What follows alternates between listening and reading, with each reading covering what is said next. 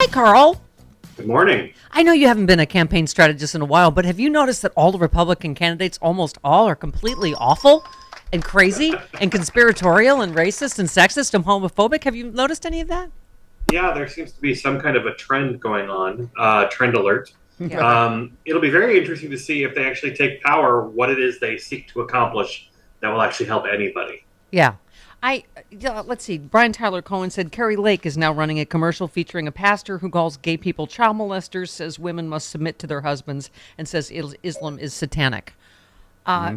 Okay, hold please. Daniel Goldman said, I sat across the table from Lee Zeldin for 17 depositions during the first impeachment. He was the member of the GOP relied on to peddle every false conspiracy theory they could think of. Even Jim Jordan and Mark Meadows would not go there. Zeldin is far too extreme for any office. How do we make this case in the home stretch? These are a bunch of crazy, out of the mainstream cranks they have running. There is no Republican left in Washington, certainly from Washington, who has not, bought the Trump line. They appeal to cruelty. They appeal to conspiracy theories. They appeal to anti-science fervor. And that is all a base turnout mechanism for the transfer of wealth from working people in this country to the extremely wealthy. And they're willing to do whatever it takes, anything that it takes to make that a reality.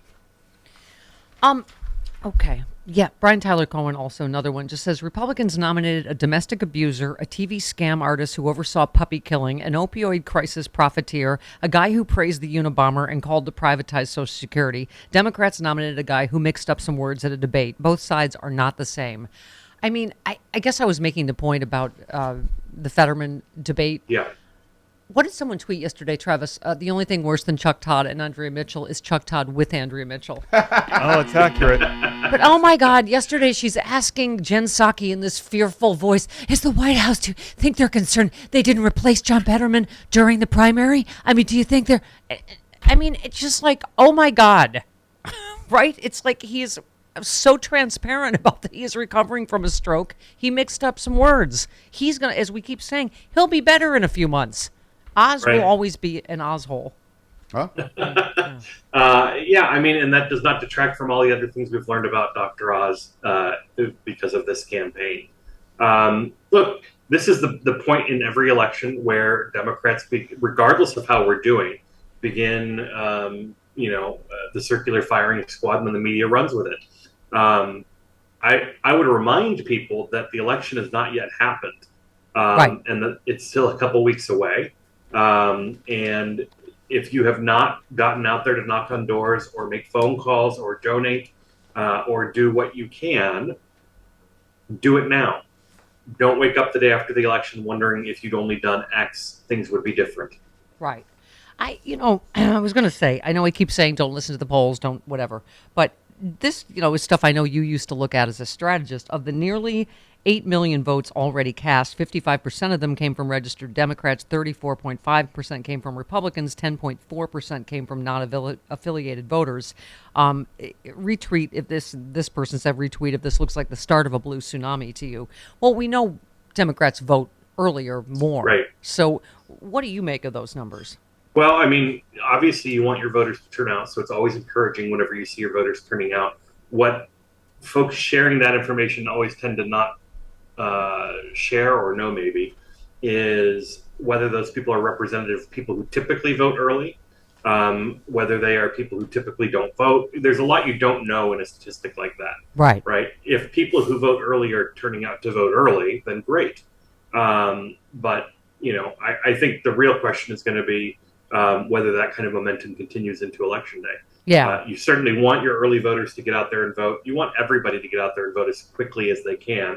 In fact, if you have an opportunity to vote early, you should absolutely take it. Yeah. Even if you love going into a polling booth to cast your ballot, you should always vote early. And Joy Reid made a great point yesterday, Carl, that it also, because there's so much rat effery going on and, voter suppression on the Republican side, it gives you a chance if your ballot is rejected for whatever reason, or you've been knocked off the rolls and you didn't know to fix it. Correct. That's why I was saying, the day I got my mail-in ballot, I put it right in my mailbox like that day. I think that day or the next Right. day.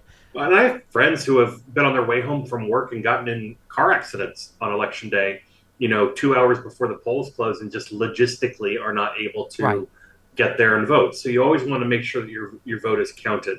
Um, and don't read into anything. You certainly don't take any good news and think I can, take my foot off the accelerator. Right.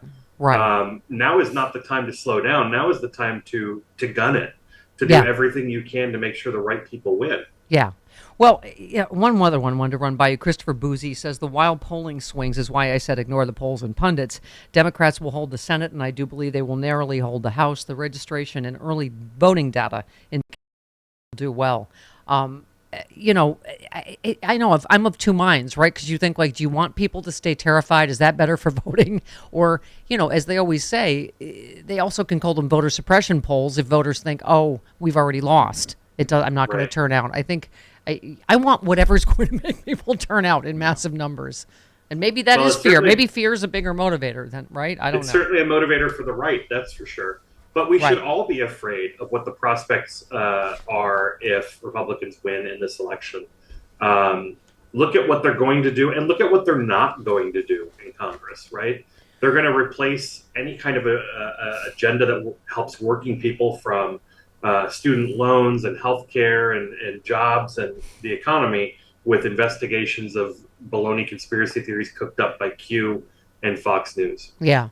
I mean, the fact that they're trying to run on crime, and when 8 of the top 10 states for crime are run by Republicans, are red states, inflation is a worldwide phenomenon. It's worse in 100 countries than it is here. Are those issues you think that can resonate? I mean, I know with some part of the base, no facts resonate, but what do you think will resonate in this last home stretch? I think we need to look.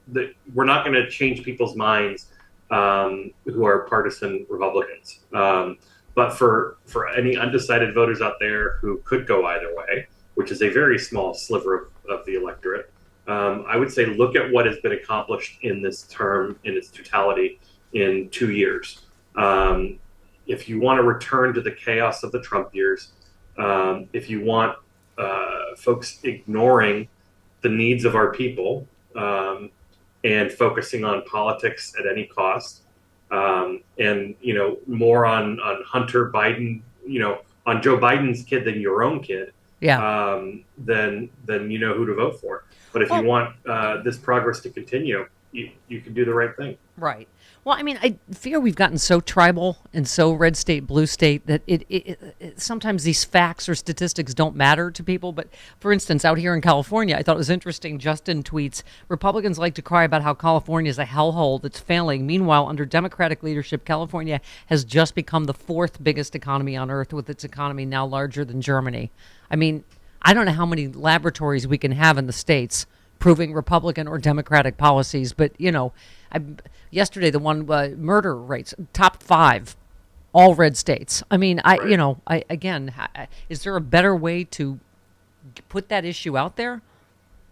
Uh, I think right now, if I'm running for the House, if I'm running for the Senate, I'm going to be focused entirely on the issues that matter to the voters in my area, and making sure that I'm educating them about what the Republican opposition stands for.